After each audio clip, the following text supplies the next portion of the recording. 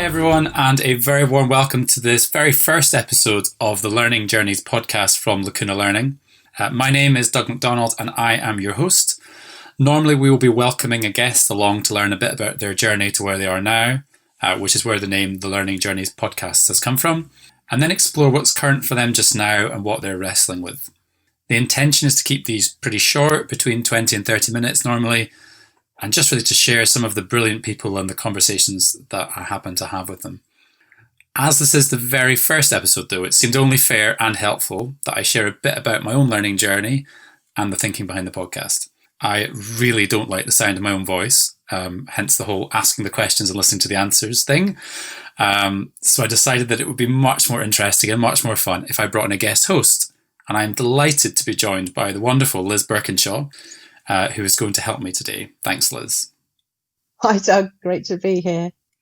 So in a minute, I'm going to hand over to Liz as the guest host today. But for those of you who aren't familiar with her, Liz is a learning and development professional doing lots of amazing work around creativity, innovation, equality, mental health, and a whole host of other really cool areas. She's also an amazing sketchnoter, so definitely get in touch with her if you're keen to learn more about this. She actually inspired the redesign of my logo, so is a lady of many talents. We're going to have Liz on the podcast again in a few weeks' time, so I won't say too much about her now. But she's very kindly given up her precious time to be the guest host. So I'm really grateful to her and looking forward to the conversation. So by way of warming both of us up today, and what will become a regular feature on the podcast, we've got a question for us both to answer. So I'm going to let Liz go first, and then I'll let her take over the podcast after that. So Liz, if you could go on an adventure anywhere in the world, where would you go? Who would you go with? And what would you do? Oh, great question. Okay, so I'm an Aussie. For anyone who doesn't know me, I'm Australian. Been living in the UK for over 20 years now, and I've got quite a few on my list. I'd love, for example, to walk the Great Wall of China, but I think my highest priority at the moment, if I could go on an adventure anywhere in the world, is that I would go to the Galapagos Islands, and I would take my lovely other half husband, who is an ecologist and loves all things nature. He's a real avid bird watcher, and I think it would be great to take him and my 9-year-old to go and see things and wonder at this fantastic place that I think, dare I say it, in 10 or 15 years might not have tourism anymore. So maybe capture that opportunity and go in the next few years. I'd love to do that. That'd be great. How about you, Doug? Where would you love to go on an adventure anywhere in the world, and who would you take with you? Well, I've given this quite a lot of thought, actually. I think I'd have a UK one and I'd have an overseas one, recognising we might not be able to travel as freely as we have in recent years. UK one, I would go to Skye and I would do the Coolin Ridge in a day. That's like a bit of an ambition of mine. And I would take a guide with me, actually. That's who I'd go with. Because it's very dangerous and it's route finding's difficult, finding water's difficult and stuff. And I just think I would enjoy it more if I had somebody who knew what they were doing with me. If I got familiar with it, I would love to take my best mate Will with me. I think that would just be an absolute riot. But that's where I'd go. It's just an amazing place. If I was to go abroad, though, be torn between going to Patagonia or going to Nepal. But I think if it was me, I'd go to Nepal, and I would take my wife and possibly the children when they're older. Just have this real fascination with this amazing mountainous country, and yeah, just excited to explore it and see what it's all about, really, rather than just seeing it, I guess, through videos and online and stuff. So yeah, that's what I would do. I love Nepal is on my list as well, Doug, for probably very similar reasons. I'd love to do a bit of walking there, etc., and just immerse myself in the culture. I have a bit of an affinity with that culture. Growing up in Australia, some of my friends came from Nepal. Their parents came from Nepal, so yeah, I love that. And Nepal would be great. I think we all tend to have maybe more than one place we'd love to go on adventure to, and we've both referenced how making those kind of journeys would have lots of different meanings for us. And I'm interested, Doug, in sort of you sharing with people how you got into what you do now, into your journey into sport. So I wondered if you could share how you got into what you do now. Yeah, I mean, it was Sport. a fairly circuitous route, I often describe, to what I do now professionally and personally. I mean, in terms of sport, I was never particularly good at any sport, if I'm honest. I'm a generalist in my work and I'm a generalist in sports. But I started out, like most kids, running around, climbing trees and playing, I guess, ball sports and stuff. But I suppose for me, it started with cross-country running, which is, I suppose, the simplest and purest of all sports, which is just running around fields. And I suppose I had some natural ability, being quite slender of build, and also having an older brother who I had to run after, who was quite a lot bigger than me. So that was an advantage. And then, I guess cross-country running kind of went with me for a number of years through school, and then that turned into distance running at university, so running half marathons, which I really enjoyed. And then eventually a friend at university said, well, why don't you try rowing? You kind of know how to be an athlete. I'd played hockey and rugby at school. Like, I really enjoyed hockey, and then I did a bit of climbing as well. So I was kind of quite a good all-round athlete, I suppose. So I did a bit of rowing. Absolutely loved that. Rowed to a reasonable level, and then was forced to retire for medical reasons. So I then had to stop rowing in my quite early 20s. And then I suppose I started all over again. Like you do when you're a kid, you sort of sample again and specialise again and invest again. So I then started cycling, started riding and racing a bit on the road, before eventually moving into triathlon, where I was really suited. So generalist by profession, generalist by sport as well. I was good at a sport where you had to be quite good at three things, and loved it.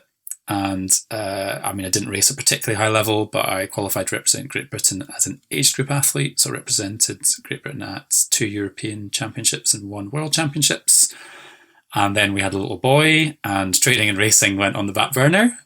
So I sort of stopped at that point, and I'm now just actively trying to get outside lots and mountain bike a bit, but doing a lot more climbing than I was. So climbing's a real passion of mine, and I suppose that's probably the main thing that I do at the moment. And as part of my day job in canoeing, I occasionally get to go paddling, or occasionally have to go paddling to watch the coaches.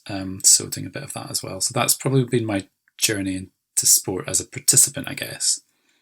That's quite a long, varied history of your sporting journey so far. I can imagine where you might go in the future.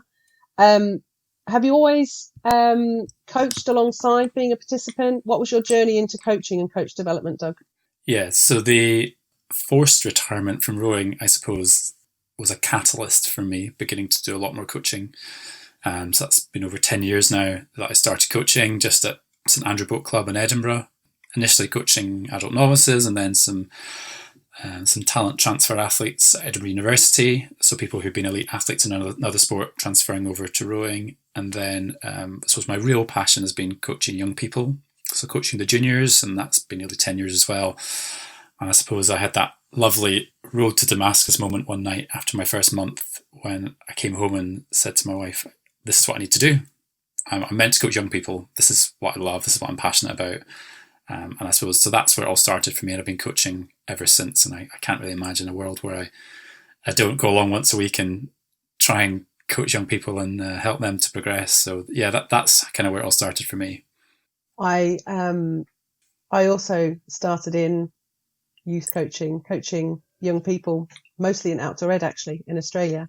And I've got fond memories of how coaching young people really challenged me to think differently about my coaching. Can you think of any times when you've been coaching when the young people have inspired you to do something different?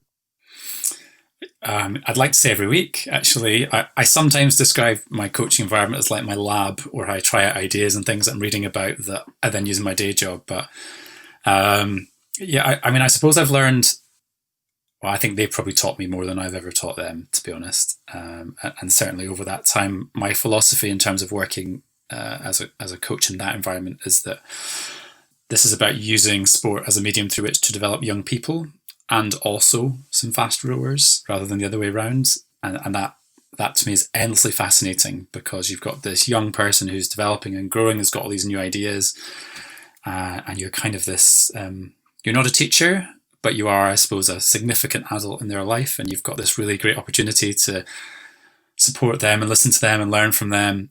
So yeah, I find it endlessly fascinating. And I generally work with sort of 14 to 18 year olds or 15 to 18 year olds, that sort of age group. And I just find them fascinating. Always have.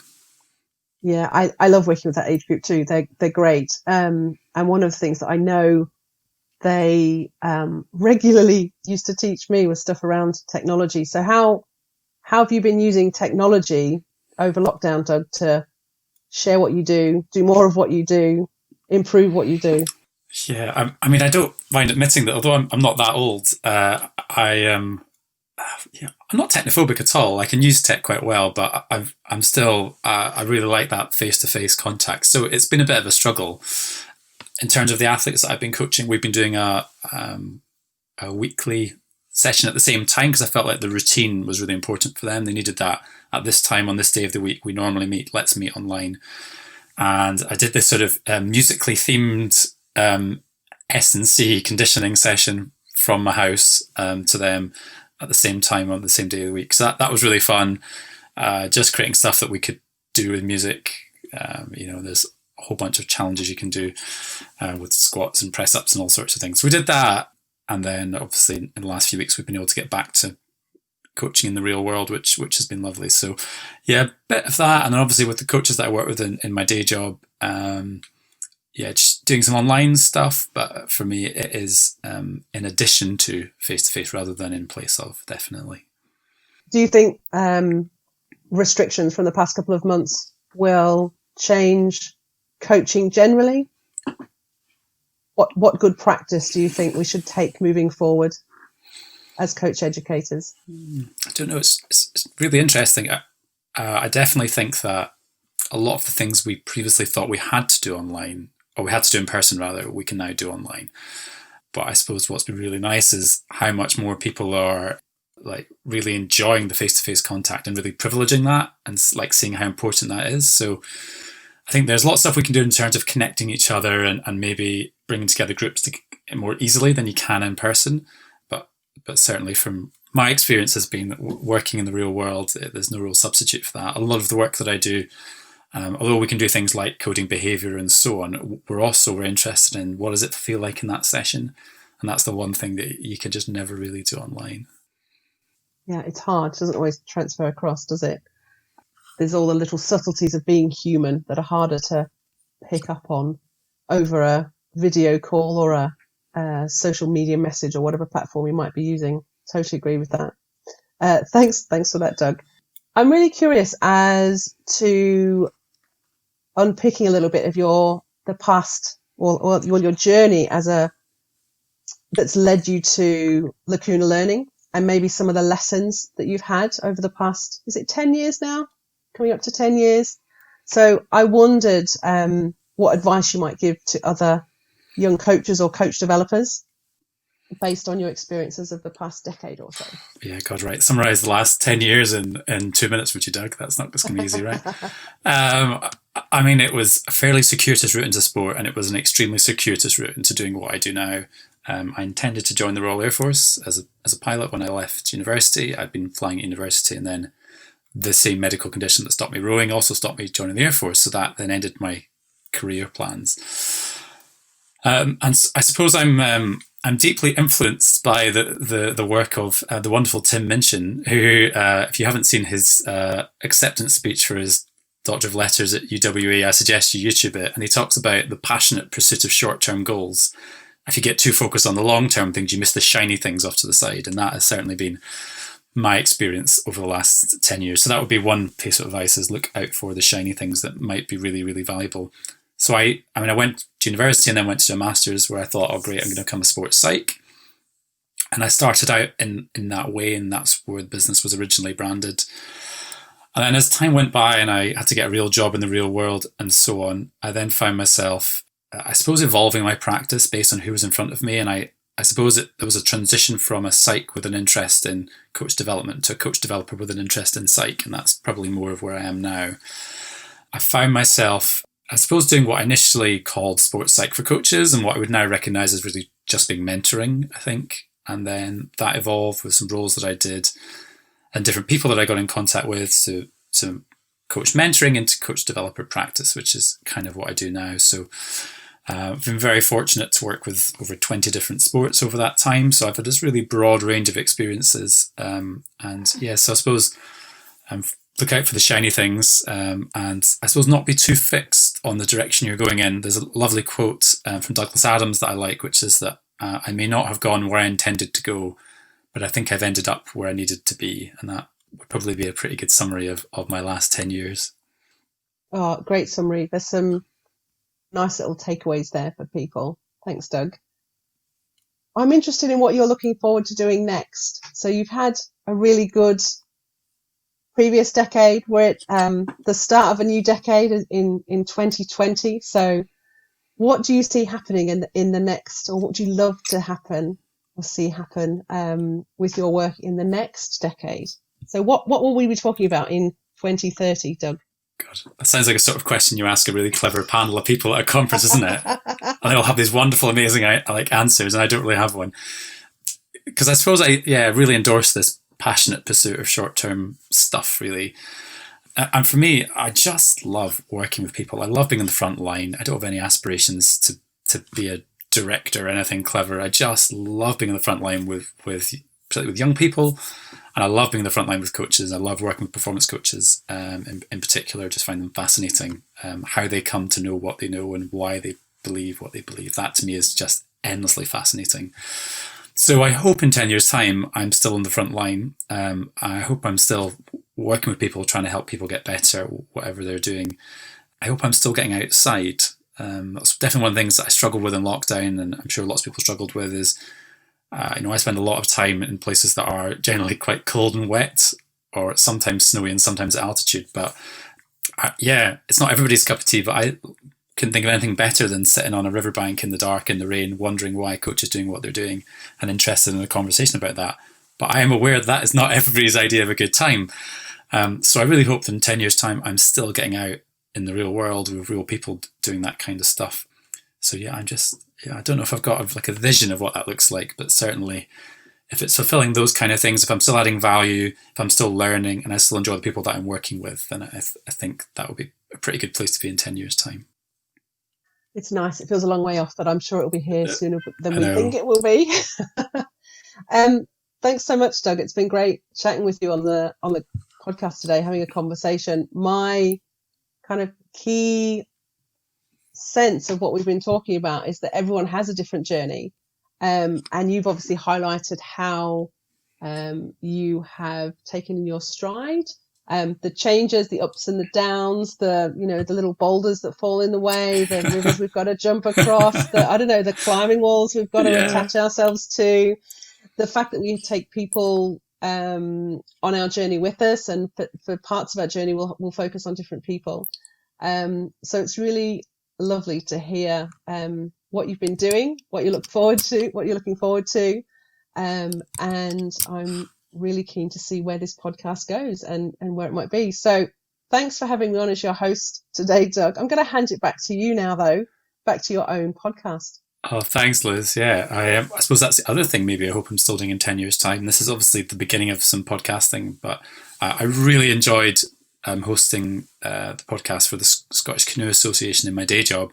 And I enjoyed it so much listening to these really cool people that I got inspired to do my own. So maybe in 10 years' time, I'm still getting cool people on and asking them questions and listening to their stories. Maybe that's for 10 years' time. Everyone, thank you very much for listening in. If indeed you still are listening in, there will be more to come. So kind of watch this space. They'll come out on a regular interval, hopefully, as and when work allows me to do that. So please keep an eye out for future podcasts. Hit subscribe to make sure you don't miss out. And obviously at the moment, please everyone, stay safe. And thank you for listening.